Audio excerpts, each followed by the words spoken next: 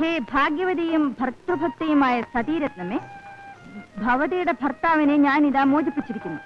വിജയം കൈവരട്ടെ എന്ന് അനുഗ്രഹിച്ചു. ഇങ്ങനെ സാവിത്രി തന്റെ സാമർഥ്യം കൊണ്ട് തന്റെ ഭർത്താവിനെ രക്ഷിച്ച് ഭാഗ്യത്തിലേക്ക് നയിച്ചു. നീ ഇതിങ്ങനെ ഓടിച്ചു വായിക്കുന്നല്ലോ, ഇതിന് മുൻപ് ഇത് വായിച്ചിട്ടുണ്ടോ? വായിക്കുന്നു, പക്ഷെ മനസ്സിലാവുന്നുണ്ടോ? പഠിച്ചപ്പോൾ മനസ്സിലായില്ലായിരുന്നു. ചാരിത്രം നഷ്ടപ്പെട്ടു പോയതിനു ശേഷമാണ് ചാരിത്രശുദ്ധിയെപ്പറ്റി ശരിക്കും മനസ്സിലായത്. കാശും പണവും ആവശ്യത്തിനുണ്ടായിരുന്നെങ്കിൽ ചാരിത്രം മാത്രമല്ല എന്ത് വേണമെങ്കിലും സുരക്ഷിതമാക്കാമായിരുന്നു. എന്താ ചിരിക്കുന്നത്? പണക്കാരെല്ലാം ചാരിത്രശുദ്ധിയുള്ളവരാണെന്നാണോ നിന്റെ വിചാരം? പിന്നെ എന്റെ ഒരു അനുഭവം പറയാം. കണ്ടമാനം പണമുള്ളൊരു പണക്കാരൻ, എന്തോ പൂർവ്വവിരോധമായിരിക്കാം, അടിച്ച് സൂപ്പാക്കണമെന്ന് പറഞ്ഞ് വേറെ ഒരു പണക്കാരൻ 1000 രൂപ എന്റെ കയ്യിലെടുത്തിരുന്നു. ഞാൻ അയാളുടെ ബംഗ്ലാവിലെത്തുന്നു. ചെന്നപ്പോൾ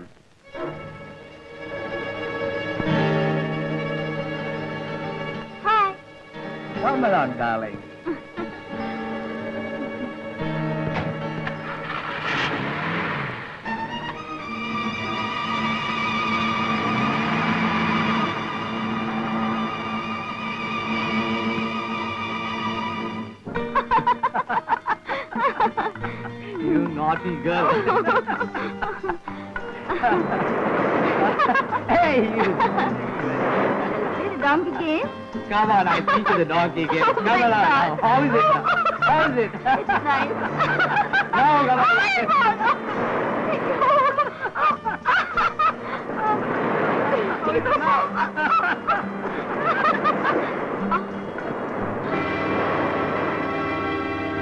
രാജശേഖരൻ മുതലാളി, തനിക്ക് ഞാനൊരു സമ്മാനം കൊണ്ട് വന്നിരിക്കുകയാണ്.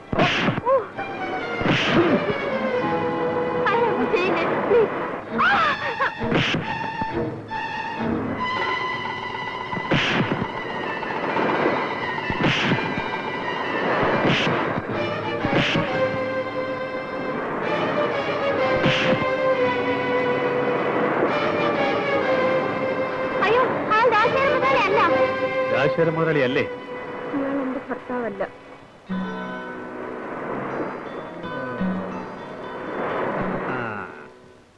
അപ്പോൾ ഇത് പുറത്തറിയാൻ പാടില്ല അല്ലേ?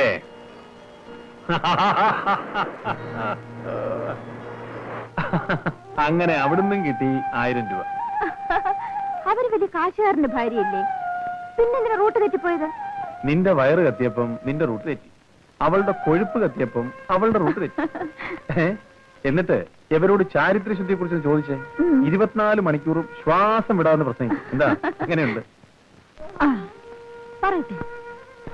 ഒരു പാർട്ടി എന്റെ കൂടെ ഇരുന്നിട്ട് പുറത്തോട്ട് ഇറങ്ങിയപ്പോൾ വേറൊരു പാർട്ടി അകത്തേക്ക് കയറുന്നു. അവർ രണ്ടുപേരും തമ്മിൽ കണ്ടുമുട്ടിയപ്പോൾ ഷോക്ക് അടിച്ച പോലായി. അതെന്താ? അവർ രണ്ടുപേരും അച്ഛനും മോനുമായിരുന്നു. വലിയ ബഹളം നടന്നാണല്ലോ. ആ പിന്നെ എന്തുകൊണ്ടാന്നറിയാമോ? എന്റെ വീട്ടിൽ വന്നതിനൊന്നുമല്ല, അച്ഛനേക്കാൾ മോന് 5 രൂപ കൂട്ടി തന്നുപോയി.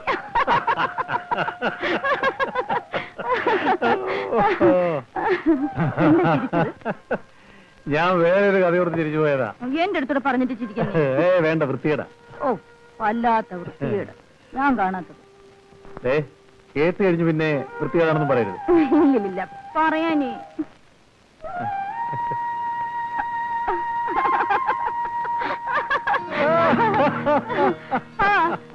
ഇതിനേക്കാൾ അജ്ഞയിലും എനിക്കറിയാം. കേക്കട്ടെ, വേണ്ട പറയാൻ.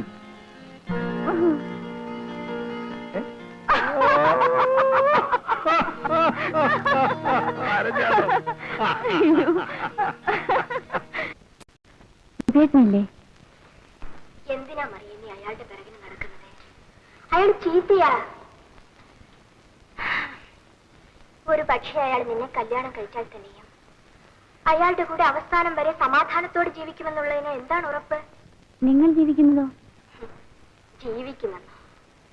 മാനം വിറ്റ് കഴിഞ്ഞുകൂടുകയാണ്. വിശപ്പിന് ആഹാരവും കൊടുക്കാൻ തുണിയും കിട്ടും. പക്ഷേ യാചിച്ചു കഴിയുന്ന ഒരു പാവപ്പെട്ട സ്ത്രീക്ക് കിട്ടുന്ന സ്ഥാനമോ അന്തസ്സോ പോലും ഇവിടെ കിട്ടില്ല. പണ്ടിനെ പിടിച്ച് തീപ്പെട്ടിക്കുള്ളിലാക്കി കളി കാണുന്നത് പോലുള്ള ദുരിതം പിടിച്ച ഒരു ജീവിതമാണ് എന്റെ ഈ വെപ്പാട്ടി ജീവിതം. പിന്നെ പലരുടെ മുമ്പിൽ പല്ലടിച്ച് കാണിക്കുന്നതിനേക്കാൾ ഭേദമാണല്ലോ എന്ന് കരുതി കഴിയുകയാണ്.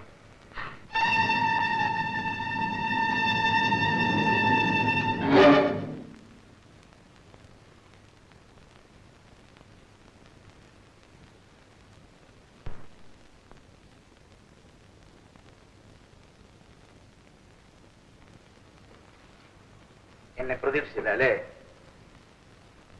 മോട്ടോർ സൈക്കിളിന്റെ ശബ്ദം കേട്ടതുമില്ല. അപ്പോ നിനക്കും ഇവിടുത്തെ ജീവിതം മടുത്തു.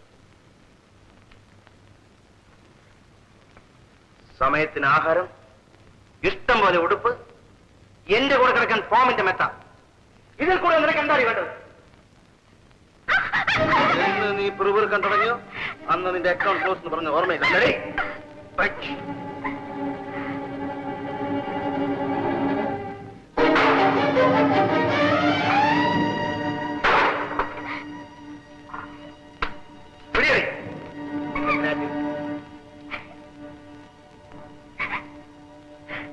പടം നിനക്ക് ഇഷ്ടപ്പെട്ടോ?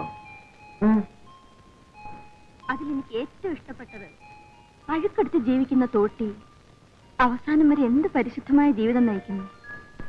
എനിക്കതിലും ഇഷ്ടപ്പെട്ടത് തുച്ഛമായ വരുമാനം കൊണ്ട് എത്ര സംതൃപ്തിയോടെ അയാൾക്കുടുപ്പം നടത്തുന്നു. നമുക്കും അങ്ങനെ ജീവിച്ചാലെന്താ? അതെ, പണ്ടൊക്കെ നിനക്ക് ഒരു മാസം എന്ത് വരുമാനം കിട്ടുമായിരുന്നു? ദേഷ്യപ്പെടാതെ. എല്ലായ്പ്പോഴും ഒരുപോലെ ഇരിക്കില്ല. പെരുന്നാളോ ഉത്സവങ്ങളോ ലീവ് ദിവസങ്ങളോ പിന്നെ സമ്മേളനമോ എക്സിബിഷനോ വല്ലതും നടക്കുന്ന ദിവസങ്ങളിൽ വരുമാനം ഡബിളാ. അപ്പോ ചെലവ്? എന്റെ സ്വന്തം ആവശ്യത്തിന് ഒരു 50 രൂപ ചെലവായാൽ അമ്പലം, നേർച്ച, ദാനധർമ്മം എന്തെങ്കിലും ഒരു 100 രൂപ ചെലവാകും.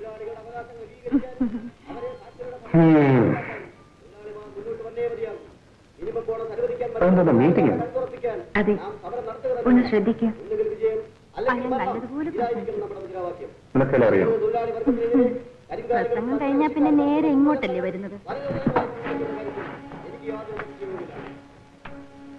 ഇനി ഏതവനെങ്കിലും ഇങ്ങോട്ട് വരട്ടെ, ഇടിച്ച് അവന്റെയൊക്കെ പല്ല് ഞാൻ കുഴിക്കും.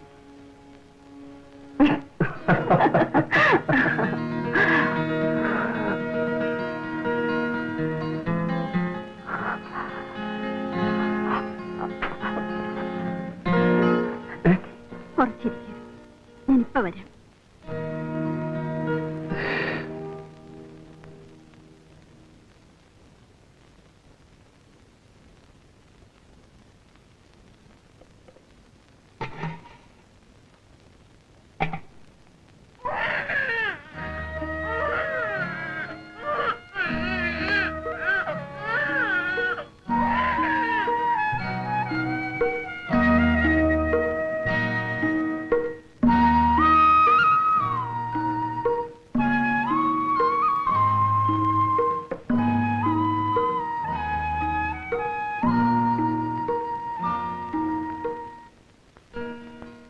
നീ എവിടെ പോയി? പതിവ് പോലെ ഞാൻ മരുന്ന് കഴിക്കാൻ പോയതാ. പക്ഷെ ഞാനിപ്പോ കഴിച്ചില്ല.